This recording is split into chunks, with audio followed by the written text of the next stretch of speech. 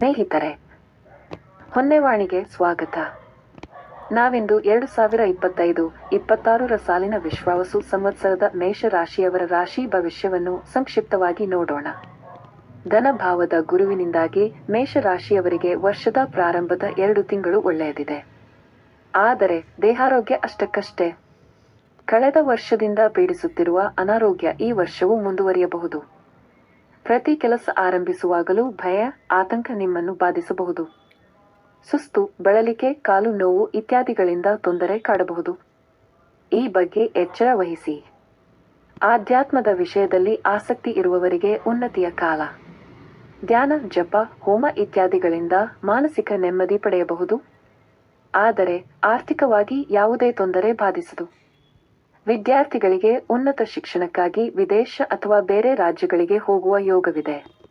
ಆದರೆ ವ್ಯಯಭಾವದ ಶನಿಯಿಂದಾಗಿ ಕೈಯಲ್ಲಿ ಹಣ ನಿಲ್ಲದು.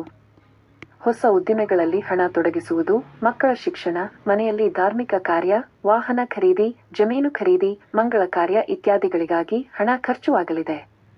ಹೀಗಾಗಿ ಖರ್ಚಿನಲ್ಲಿ ಹಿಡಿತವಿರಲಿ. ಇನ್ನು ಉದ್ಯೋಗದಲ್ಲಿ ಬಡ್ತಿ, ವೇತನದಲ್ಲಿ ಹೆಚ್ಚಳದ ಸಾಧ್ಯತೆ ಇದೆ.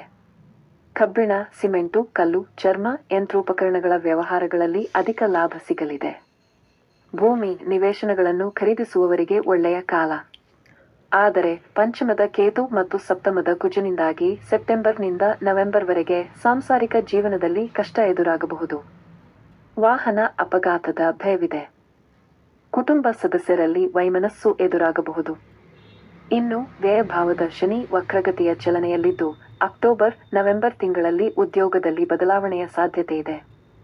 ಕುಟುಂಬದಲ್ಲಿ ಅಶಾಂತಿಯ ವಾತಾವರಣ ಉಂಟಾಗಬಹುದು. ಡಿಸೆಂಬರ್ನಿಂದ ವರ್ಷದ ಅಂತ್ಯದವರೆಗಿನ ಅವಧಿಯಲ್ಲಿ ರಾಜಕೀಯ ಕ್ಷೇತ್ರದಲ್ಲಿ ದುಡಿಯುವವರಿಗೆ, ಸರ್ಕಾರಿ ನೌಕರರಿಗೆ, ವಿದ್ಯಾರ್ಥಿಗಳಿಗೆ ಒಳ್ಳೆಯದಿದೆ. ಒಟ್ಟಿನಲ್ಲಿ ನಿಮಗೆ ಈ ವರ್ಷ 7.5 ಶನಿ ಇದ್ದರೂ ಕೂಡ ಶುಭವೇ ಹೆಚ್ಚು. ಹೆಚ್ಚಿನ ಶುಭ ಫಲಕ್ಕಾಗಿ ಶಿವ ಹಾಗೂ ಆಂಜನೇಯನ ಆರಾಧನೆ ಮಾಡಿ. ಇದರಿಂದ ನಿಮಗೆ ಒಳಿತಾಗಲಿದೆ.